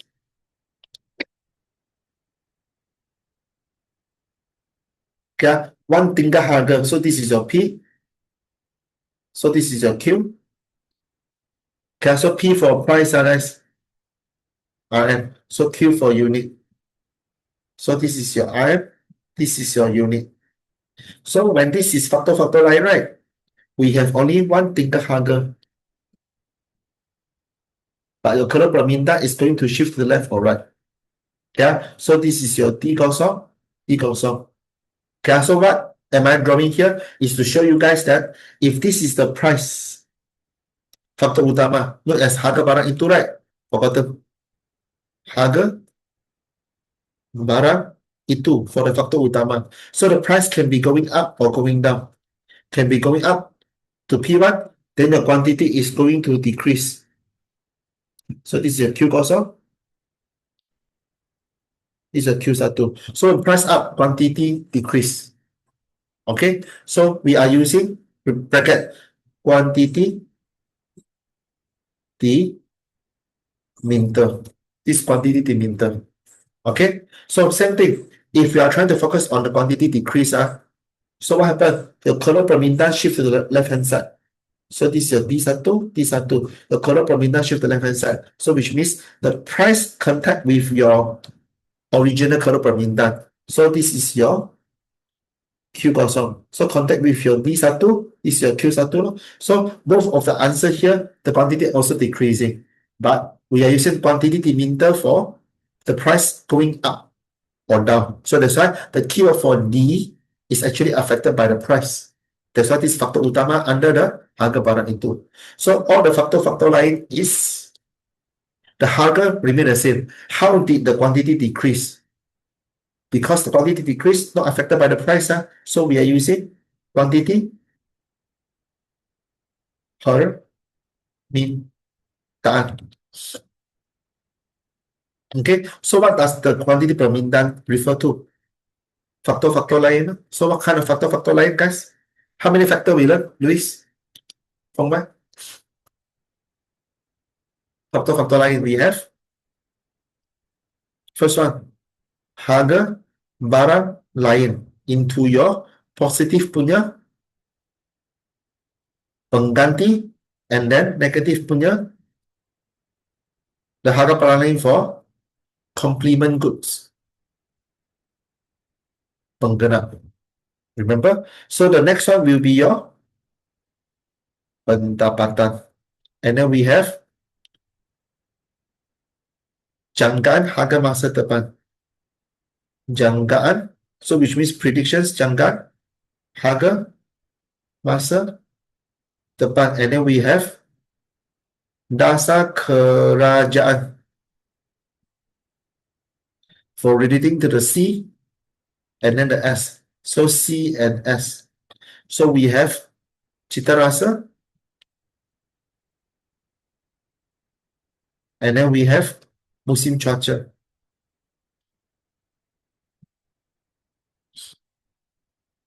So this is why this factor is causing your color parameter shift to the left or maybe to the right. Okay? Okay, so when the quantity is decreasing, so which means let's say barang X, quantity parameter barang X berkurang from Q to Q1 is because harga barang pengganti increase or decrease. So when the quantity is decreasing, so this is what we call hubungan positif for pengganti, right? So which means harga barang pengganti also decreasing. Understand? So I'll try to mention again for the permintaan. So permintaan, this is the barang X for quantity. So this is the price for barang X, harga. So when the price is increasing, expensive, or we don't buy the barang X, so there's the quantity decreasing from Q to Q1. So that's why apabila harga barang X meningkat from PO to P1, quantity diminta berkurang from QO to Q1. We are using quantity diminta is because affected by the price. So what do we call that? When the quantity is decreasing, so that's why you guys know the purpose for different color, right? So this is what we call penguncupan permintaan. Because PO to P1, harga barang meningkat. So your demand is shrinking. Then affected the quantity diminta berkurang from Q to Q1. Okay, so this is quantity reduced, but it's not the demand shrinking. It's just your demand lesser. So demand is decreasing. This is shrinking. So your demand decreasing is shift to left hand side. Okay, so that's why per alih. So that's why Harga barang lain, so which means we are using pengganti, right? Harga barang pengganti yang menurut causing the pengganti is cheaper. So we buy the pengganti. So let's say this barang X is, according to DC nota, this is Pepsi. So Pepsi punya price remain the same. But harga barang pengganti, Coca-Cola is cheaper. So we buy Coca-Cola. Then we don't want to buy more Pepsi. So that's why Pepsi punya quantity permintaan reduced to the left-hand side. So this is what we call pengurangan permintaan. Pengurangan permintaan. So that's why quantity permintaan berkurang from QO to Q1. So the purpose I'm teaching now is not because of the factor. It's not penunjukan and pengurangan only. I'm trying to focus you guys on the quantity diminta is affected by the price for harga barang itu. Faktor utama. So quantity permintaan is not affected by the price. Then this is all the factor line. That's my intention in this class, in this current moment. So vice versa. If the price decrease from PO to P1, quantity diminta bertambah from Q1 to Q0. What we call that? So opposite for shrinking pengunjukan is pengembangan permintaan. Okay? So if let's say pengganti price increase, pengganti expensive, or don't buy pengganti lah. So we buy the original barang, Pepsi. So that's why Pepsi punya price remain the same, but now the curve permintaan beralih ke kanan. So what do we call that? The demand is increasing. Pertambahan permintaan. That's the concept for your demand and supply. So remember, faktor utama and faktor lain. Okay? So what's the purpose for right hand side? Vice versa. So after the demand, we are trying to learn the second one is supply. Penawaran. So penawaran, we also have the same thing for faktor utama. So what's faktor utama? Same shit. Harga barang itu. Okay, so how to draw the harga barang itu? So everything starts from 0. Okay, so this is the price for RM. So this is Q for quantity in unit. Okay, so how do we draw the curve penawaran? Mencerun ke atas. So label SS. So when harga barang itu, let's say meningkat from PO to P1. So this is the quantity for Q kosong. This is the quantity for Q1. Okay, what's happening here? Apabila harga barang X meningkat from PO ke P1, comma, quantity ditawar. So that's the intention. Okay, so we are using quantity ditawar. So what is quantity ditawar? Because the supply punya quantity is affected by the price increase. So apabila harga barang X meningkat dari PO ke P1, quantity ditawar bertambah from Q to Q. Bertambah because this is hubungan langsung. This is hubungan songsang negative. So price up, quantity down.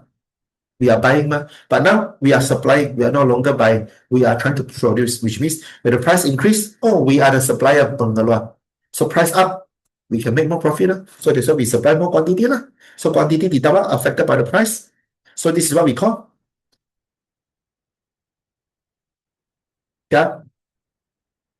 pengembangan penawaran. So that's why your supply expand. Pengembangan penawaran. SS is your supply. Pengembangan penawaran. Okay, understand the situation, right? Apabila harga barang X meningkat dari PO ke P1, quantity ditawar bertambah dari QO ke Q1, yaitu pengembangan penawaran. So that's why this titik goes to this titik di sepanjang curve penawaran yang sama. Okay, so this faktor utama. So guys, last 3 minutes. What is the other factor for supply? So we have factor lain, so known as 6 only. 1, 2, 3, 4, 5, 6. So all the 6, we're trying to draw the graph first. So P0, this is your Q. So Q is quantity, right? So the curve penawaran is going to become original SO, so which means the original supply curve. So let's say we are trying to have the price remain the same. So I'm using the price here, remain the same. So remain the same. How did the quantity increase from Q to Q1? It's because Kalau penawaran beralih ke kanan. So beralih ke kanan. S1, S1. So this is your new quantity for Q1. So why did the quantity increase when the price is remain the same? All these factors. So what do we use for the quantity? Similar concept. This is quantity diminta affected by the price, quantity per meter affected by the price. So that's why quantity ditawar affected by the price. So this is quantity penawaran, not affected by the price. Understand? So right now, this is your quantity penawaran. So the quantity should increase. So what do we call that? It's not the supply expanding. It's just the supply increasing. So which means pertambahan penawaran. So this is actually known as your pertambahan penawaran. So what is all the factor for pertambahan penawaran? So first, um, this is supply, right? So supply for the first reason is always the cost production. So the cost production we are trying to refer as harga HG. Harga for all the bahan mentah, labor, buruh, and then the tanah punya sewa, right? So this is all the tanah mora buruh. So this is the harga for faktor pengeluaran. So I'm just using the FP. Harga faktor pengeluaran is actually cost pengeluaran. Okay, so imagine guys, the harga factor pengeluaran increase or decrease when the firma can try to produce more supply. So look at the quantity increasing from Q to Q1. Why? Because the supply shift to right hand side, which means the firma can try to produce more, right? So which means if the firma can produce more, what happened to the harga factor pengeluaran? Their cost production increase or decrease? Firma.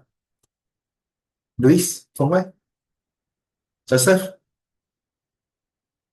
Okay, yeah. So Luis, I'm not using the economy now. I'm just trying to use the empty space to guide you for the brief supply. So I'm just trying to give you guys a big picture. Can I? So let's ignore the slide. So let's look at the supply. Shift to the right hand side, which means the firma, the pengeluar, can try to produce quantity more, right? So why the supply, the firma pengeluar, can try to produce more quantity in supply? Because the cost production, harga for faktor pengeluaran increase or decrease. Imagine you are the boss to own a company. You can try to produce more quantity because you have higher or lower cost production. So that's why harga faktor pengeluaran menurun. So that's why quantity penawaran bertambah from Q to Q1 dengan kalau penawaran beralih ke kanan from SOSO to S1S1, yaitu pertambahan penawaran. So this is the faktor-faktor lain. Understand? Okay, so this is supply. So which means, do you think that for the upcoming tuition class, we just merely finish all the permintaan, right? Am I able to use 1 hour for the upcoming class in appropriate one? Finish all the supply? I guess I can, right? So which means you guys have to understand the basic concept that it's easier for you guys to learn the main topic. Okay, from why this is something you are going to lack off. So that's why always pay attention. You are always daydreaming. After learning 15 minutes, then you are going to blank out for the entire 3 to 5 minutes. From when I know your pattern one, since from 3. So this harga factor pengeluaran decrease. Okay, so what's the other factor? I try to teach you guys first. So we have the same jangkaan harga masa depan. Jangkaan harga insufficient space. Wait, guys. I shift to the left hand side. Jangkaan harga masa depan. And then we have dasar kerajaan. And then we have tingkat teknologi. Okay, what else? Musim cuaca is the least one to recall. Musim cuaca. And then what else? Malamat pengeluar. Okay, so these 5, I'm no longer able to teach you guys. I just agak go through. So harga faktor pengeluaran is decrease. That's why the supply beralih ke kanan. So that's why able to produce more. So guys, if this is jangka harga masa depan, we predict as a firma, as a usahawan now. So guys, you wanted to produce more now. Now is because you predict the future price increase or decrease. So jangka is prediction, right? We predict the harga for masa depan future price. So guys, you are trying to sell more now, produce more now, because future price higher or lower. Common sense, guys. Common sense. Yeah.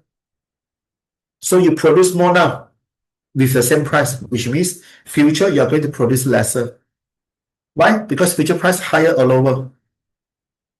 If future price is higher, Louis, you're going to produce lesser now so that you have more quantity to supply in the future. So that's why you are trying to predict the future price is going to decrease. So which means future price is low, not able to make profit. So that's why the current price now is high. So that's why you try to supply more now. Understand?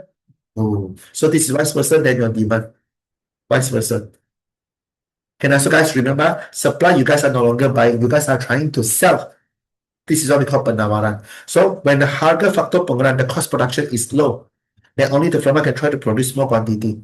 Pertambahan penawaran. So if just now you guys are trying to mention harga faktor pengeluaran menurun, our cost production, our cost production harga faktor pengeluaran increase.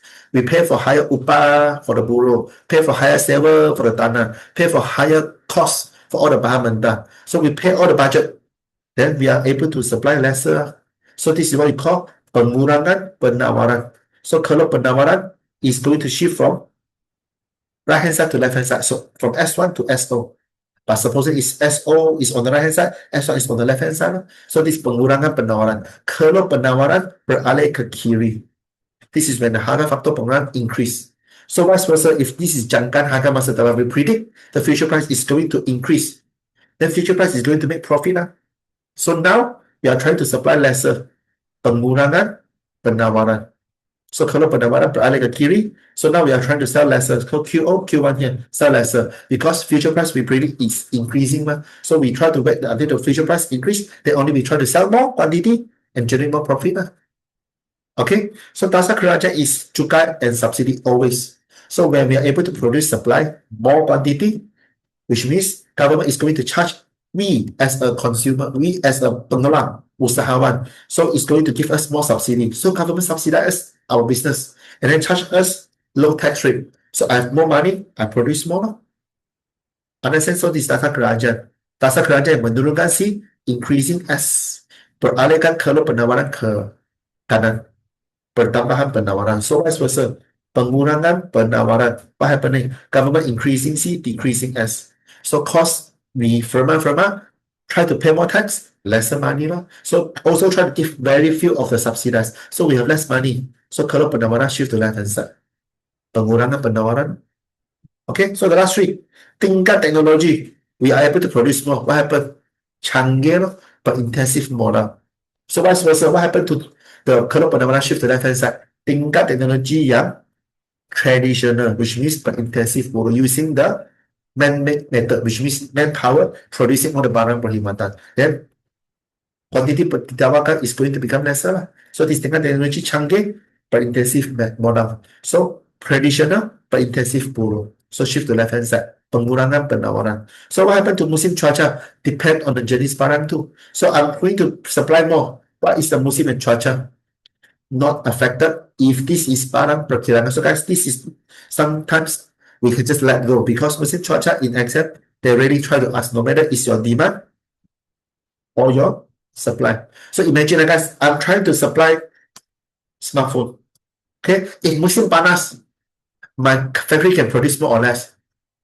If this is musim sejuk, my factory can produce more or less. It's the same because we are trying to produce within the same kilat under the roof. So we don't care about the environment. So no matter it's musim panas, musim cuaca, our supply is remain the same. That's why we have increasing the quantity to right hand side because this is not barang perkirangan. This is affected by the musim, which means barang pertanian. So barang pertanian is able to produce more because musim yang panas. More sunlight, so we are able to produce, we are able to supply more fruits, or maybe let's say ketar, kelapa sawit. So imagine this is musim hujan, all the leaves getting hakisan hujan. So all the fruits, all the rubber juice produced from the trees mix up. So that's why the susu ketar supply lesser due to the musim hujan. So this is musim and hujan affected on the supply. It only works on barang pertanian, not barang perkilangan. Understand? So we're going to focus this part on the normal teaching class. So what's manama pengeluar? So guys, one last item before we end the class. 3 more minutes. So pengeluar is trying to supply more. What is the objective for pengeluar? Memaksimumkan what? Kepuasan is pengguna, kebajikan masyarakat is kerajaan. What is the objective for pengelola? Memaksimumkan what? Yes, keuntungan. So when the firma is pengelola, right, try to menawarkan more quantity. Is it try to memaksimumkan keuntungan? No, this is trying to memaksimumkan jualan. Why? Because the more supply you're trying to produce, your cost production is higher. So sometimes, right, in order to memaksimumkan keuntungan, we keep learning. Is try to meminimumkan the cost pengeluaran secara cara pengeluaran yang cekap. So when this is kalau pengeluaran shift to right hand side with more quantity, so the mana pengeluaran is trying to memaksimumkan jualan. Why? You try to maximize your jualan because you are trying to let all the market fill up by your quantity product. So anywhere the consumer can see is your product, then they're going to buy from you. So which means you're not going to make profit because your cost production is too high. So the purpose for pengelola to memaksimumkan keuntungan is try to reduce the supply. Why? Because reduce the supply, you can control your cost production. Then every unit is able to make profit. Then this is memaksimumkan keuntungan. So remember, your kalau penawaran shift to left hand side is only the intention for pengelola to memaksimumkan keuntungan.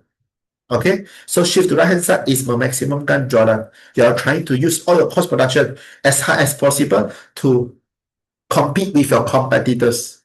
So that's why you are trying to produce more so that the consumer can buy your products anywhere from the store, from the shop. So that's why this is not for memaksimumkan keuntungan. So shift to right hand side is memaksimumkan jualan.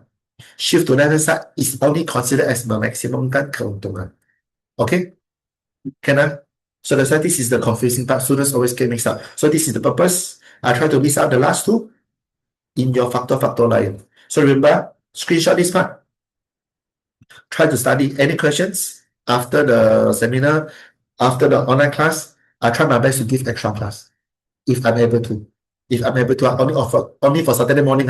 Sunday you ask me a question, I expect you. I wanted to rest. Okay, Luis. For what? Jeku needed to rest on Sunday. Okay, so Saturday. Okay, so done. So this is your demand supply. For quantity diminta, quantity ditawar affected by the price, faktor utama. So not affected by the price, quantity perminta or quantity penawaran, this is all your factor. So which means you guys have to understand all the factor first. Understand the factor, only try to list up, memorize it, then it's easier for you guys to draw the graph. Shift to the left or right. So please memorize all the factor. How to memorize? Understand first from your school teacher class, from TDC online class, or just tuition class. Can I memorize all the factor first? So after memorize all the factor line, then only we are trying to combine the demand and supply become your keseimbangan pasaran. That's the hell level. Okay? That's the hell level for keseimbangan. Okay? Okay, so guys, see you guys in next week. Okay? Bye, Adika. Bye, Sahana. Bye, guys. Good luck in the exam. Bye. Bye. Bye. Bye.